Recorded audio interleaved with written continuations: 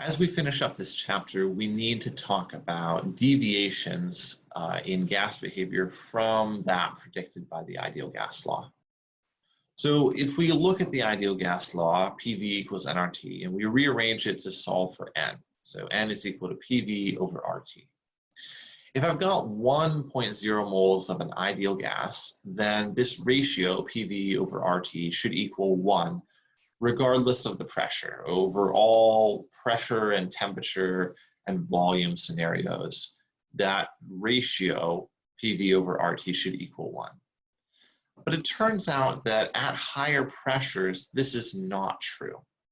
And actually, it doesn't take too much pressure to start to move us away from ideal behavior. So what we'll notice is that this ratio, PV over RT, no longer holds with 1 once we get really much above 1 atmosphere. Now, the amount of deviation varies depending on the particular gas, and we will talk a little bit about maybe why that is. But the point here is that real gases, the gases we deal with every day, do not behave ideally at high pressures. This requires us to go back and look at a couple of our assumptions when we were writing the ideal gas law.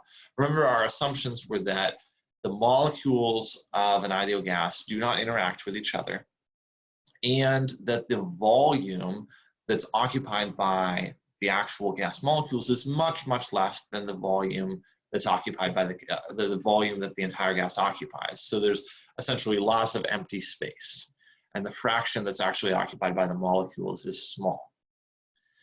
And both of these assumptions end up being invalid when we move to very high pressures. So if I illustrate this with this piston example here, if I'm at low pressure, the gas molecules do occupy a small fraction of the space. But if I compress this piston and this chamber significantly, I'll move to a high pressure situation. I've decreased the volume, but a high pressure situation, and now the gas molecules occupy a larger fraction of the total volume. So assumption number 2 becomes invalid. And when they do that, then those gas molecules also begin to interact with each other, and that then invalidates assumption number 1. So what do we do with this? Well, we can account for this by making modifications to the ideal gas law, and we describe this in a new equation known as the van der Waals equation. So the van der Waals equation looks much more complicated than the ideal gas law, and it is a little bit, but we'll notice that we have many of the same features. We've got pressure, we've got volume, we've got number of moles, we've got R and T, but we have 2 new factors. We have A and B that are included in here. And A is a correction factor for the fact that real gas molecules actually do interact with each other and have interactions. And B is a correction for the fact that gas molecules actually occupy finite volume, and that volume can become significant at high pressures, as we mentioned above.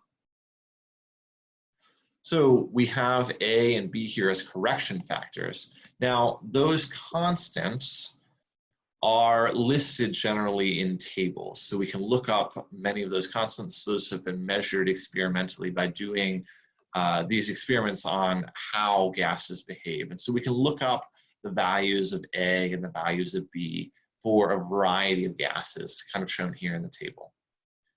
And then we can use those values to help us calculate the pressure or the volume or the temperature of an actual gas, not just an ideal gas. So let's go through that. Let's go through an example here. We've got the van der Waals equation. Calculate the pressure of CO2 using the van der Waals equation if 2.02 moles occupies 5.00 liters at 28 degrees Celsius. And then compare that to the pressure calculated using the ideal gas law. And what we'll see is that there is a significant difference.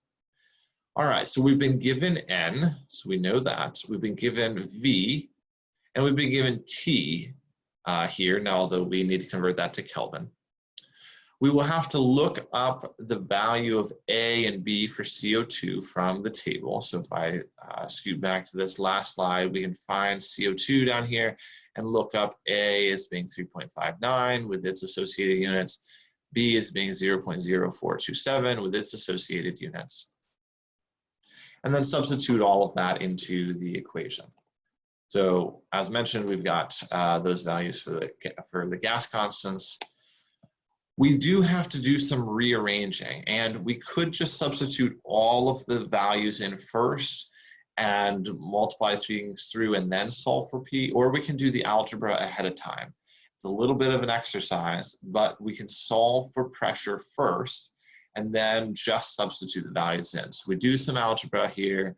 We divide both sides by the quantity V minus NB, and then we subtract n squared A over V squared from both sides to solve for P. Now that we have all of that, we substitute the values in. So N is 2.02 moles. We use, since our van der Waals constants involve atmospheres, we're going to use the gas constant that involves atmospheres. So we plug that one in.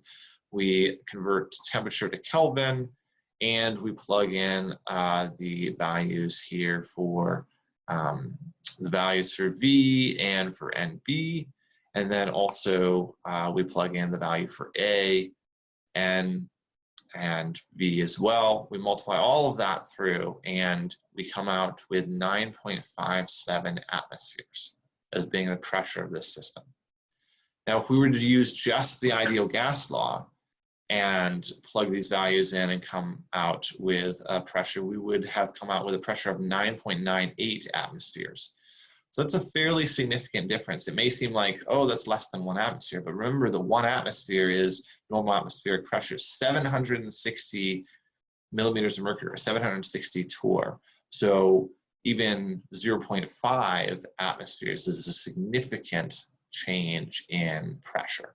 So this is a large difference here, and that can be extremely important when we are dealing with industrial examples of dealing with gases and having to calculate pressures that you would encounter in real scenarios, or the volume or temperatures that you will need. So this is how you use the van der Waals equation to deal with real gases that deviate from ideal behavior.